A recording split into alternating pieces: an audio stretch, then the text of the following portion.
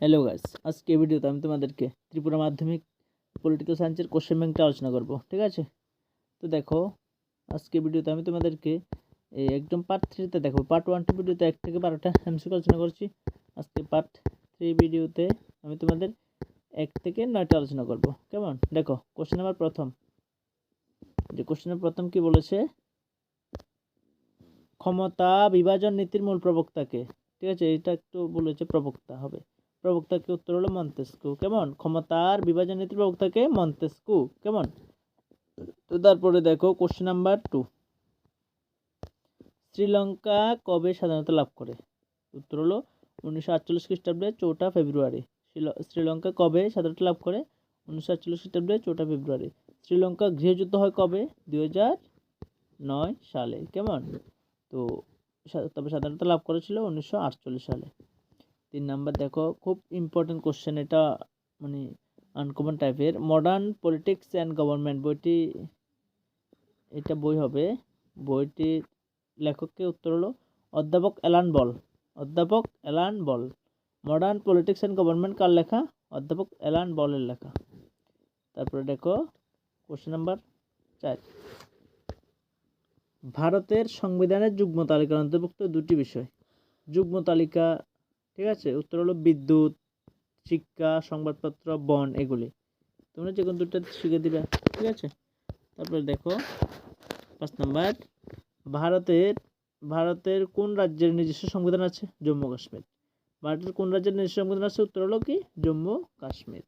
ঠিক আছে, তারপর কোশ্চেন নাম্বার 6, বর্তমান ভারতে কতগুলো রাজ্য কেন্দ্রশাসিত অঞ্চল রয়েছে? উত্তর কি? রাজ্য। ঠিক আছে, উত্তর 28টি রাজ্য, আর কেন্দ্রশাসিত কয়টি? 8টা। ঠিক আছে, রাজ্য হলো 28টি, কেন্দ্রশাসিত অঞ্চল হলো 8টি। ক্লিয়ার? তারপরে দেখো কোশ্চেন নাম্বার 7, ত্রিপুরার স্থানীয় সরকারের সকল পদে মহিলাদের জন্য আসন সংরক্ষণ ব্যবস্থা রয়েছে 50%। ঠিক আছে, 50%। তো স্থানীয় সরকারের মধ্যে সকল পদে মহিলাদের জন্য আসন সংরক্ষণ ব্যবস্থা কটা রয়েছে?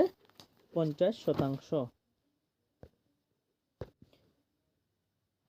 তো দেখো এখানে একটা অনেক কনফিউশন থাকতে পারে। কনফিউশনটা হলো যে ত্রিপুরা স্থানীয় সরকারের সকল পদে মহিলাদের জন্য আসন কয়টা?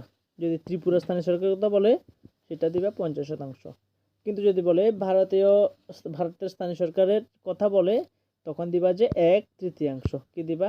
1/3, অথবা 1/3। কেমন? এটা হলো ভারতের 3/1 কখন হবে? যখন যে ভারতের স্থানীয় সরকার প্রতিষ্ঠানগুলিতে অথবা গ্রাম পঞ্চায়েত পৌরসভাগুলিতে, ভারতের গ্রাম পঞ্চায়েত পৌরসভাগুলিতে মহিলাদের জন্য কত আসন সংরক্ষণ ব্যবস্থা রয়েছে? 1/3।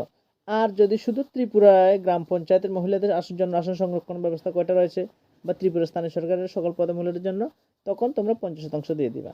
ক্লিয়ার? তো ত্রিপুরা ভারতের হলো একটু পার্থক্য আছে। তো কোশ্চেন নাম্বার 8 দেখো, সমান মজুরি আইন কবে হয়? সমান মজুরি 1976 সালে। এটা আসতে পারে। ঠিক আছে, এটা আমার নাম লিখে দিচ্ছি, এটা আসতে পারে।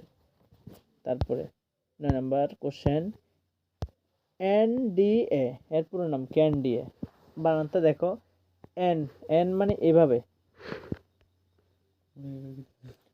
ঠিক আছে, তো দেখো এটা এভাবে আসতে পারে যে এনডিএ না, যে ইংলিশে আসতে পারে যে এন ডি এ।